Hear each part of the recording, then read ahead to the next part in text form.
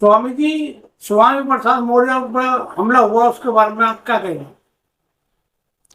माँ और महादेव के चरणों में नमन करते हुए अपने दादा गुरु श्री महंत नारायण गिरी जी महाराज के चरणों में दंडवत प्रणाम करते हुए मैं डॉक्टर यति निर्भयानंद गिरी।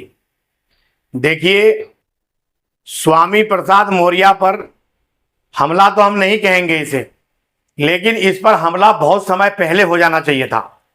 जिस तरह से धर्म विरोधी, जिस तरह से हमारे आराध्य देव भगवान प्रभु राम और अन्य आराध्य देवताओं को जिस तरह से ये समय समय पर उनके बारे में अभद्र टिप्पणियां करते रहते हैं, इसके वजह से काफी समय से जो सनातन धर्म के मानने वाले लोग हैं, जो सनातन धर्म में है और हमारे आराध्य देव जिसके आराध्य देव है, उन्हें बहुत हृदय में पीड़ा है।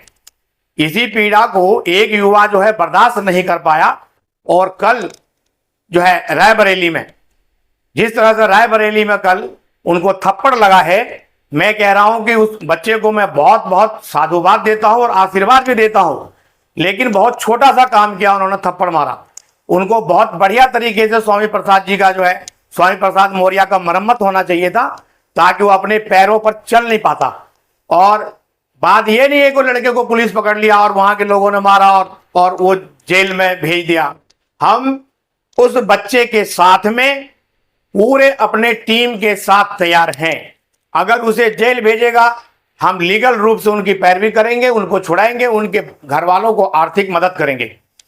और स्वामी प्रसाद मौर्य जैसे आदमियों को देशद्रोही, धर्मद्रोही, समाजद्रोही, कल तक जब वो भारतीय जनता पार्टी में था तो भगवान प्रभु राम का पूजा करा करता था और भगवान प्रभु राम जी के पटका अपने गले में डालता था।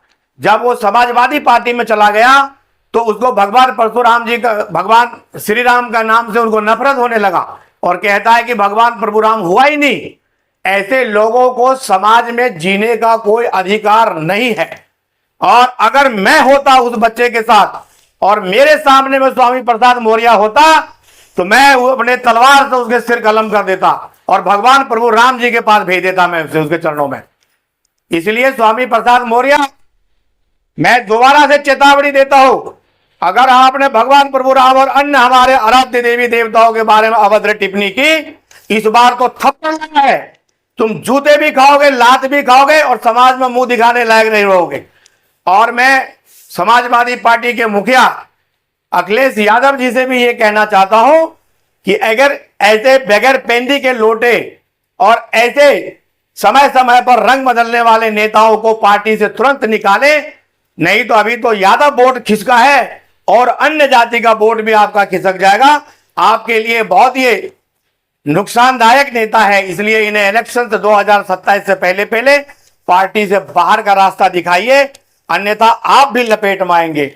इसी के साथ में दोबारा कहना चाहता हूं कि जो लोग धर्म के विरोध बोलते हैं, उन्हें हमारे युवा, हमारे सनातनी भाई बहन छोड़ने वाले नहीं है। और स्वामी प्रसाद मौर्य, सुन लो कान खोल करके, अगर तुम एक बाप के औलाद हो, अगर तुमने अपने मां के दूध पिया हो, तो एक बार इस्लाम के बारे में बोल के दिखाओ, एक बार हमारे सिख भाई के धर्म गुरुओं के बारे में बोल के दिखाओ। तुम्हारे वहीं पैंट गीली हो जाएगी और तुम चलने लायक भी नहीं रहोगे 2 मिनट में। और रही बात, ये कुछ दिन पहले कहते थे कि मैं बौद्धिस्ट हो गया हूं। भगवान बुद्ध ने कब भगवान राम को गाली बका भैया, अभद्र टिप्पणी करी? अगर ये मौर्य वंशज के हैं, स्वामी प्रसाद मौर्य है, तो चंद्रगुप्त मौर्य तो भगवान राम के पूजा करते थे। तो ये किस तरह के राजनीतिक है? मुझे तो लगता है कि इनके नाम के आगे स्वामी प्रसाद मौर्य है, लेकिन ये अंदर से पूर्ण रूप से जो है अंदर से ये जो इस्लाम ग्रहण कर चुका है और इस तरह से ये उलूल जुलूल बातें करके इस्लामिक वोट, जो मुसलमानों का वोट है, उन्हें एकत्रितकरण करने के लिए इस तरह के भाषा का प्रयोग कर रहा है। तो हमारे जो सनातनी भाई है वो अच्छे काम कर रहे हैं और इनको जितना बढ़िया से खुराक दे सके दो भाई, जहां जहां मिले वहां खुराक दो।